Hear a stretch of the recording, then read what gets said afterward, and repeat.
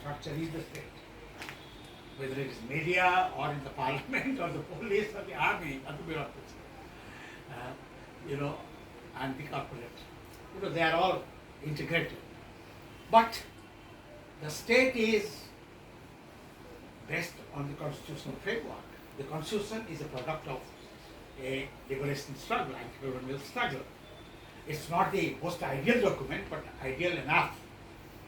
Our preamble is a great document.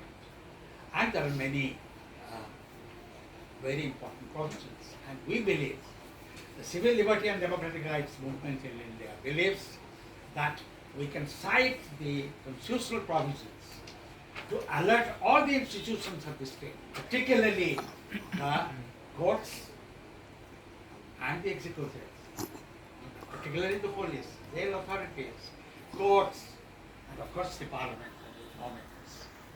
That look, this is what the constitution says. Some 10 years ago, I and a group had produced a book called Weapon of the Oppressed, an inventory of people's rights in India.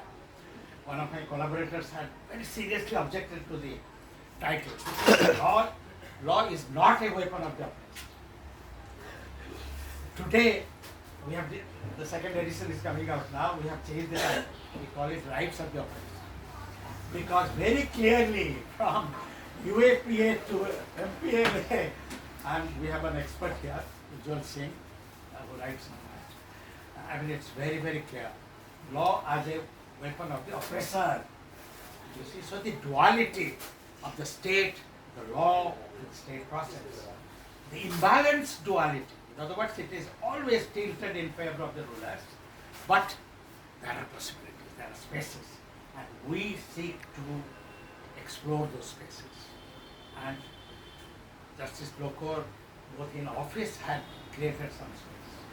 And there are many like him, many institutions, and now we continue to carry that process. Finally, I would say that the democratic civil society.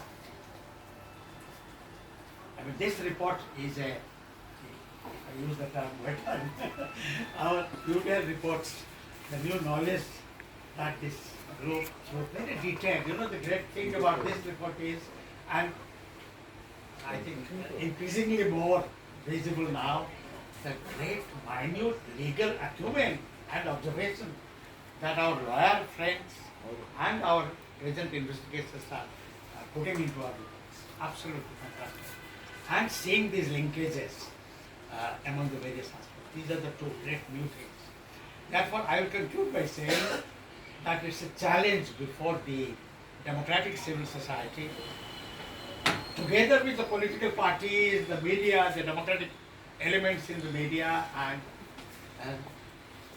those who really believe in the constitution and are part of the state structure also have to think about it, see that this new repression, communalized state repression, is arrested, and we create more spaces for democratic state functioning.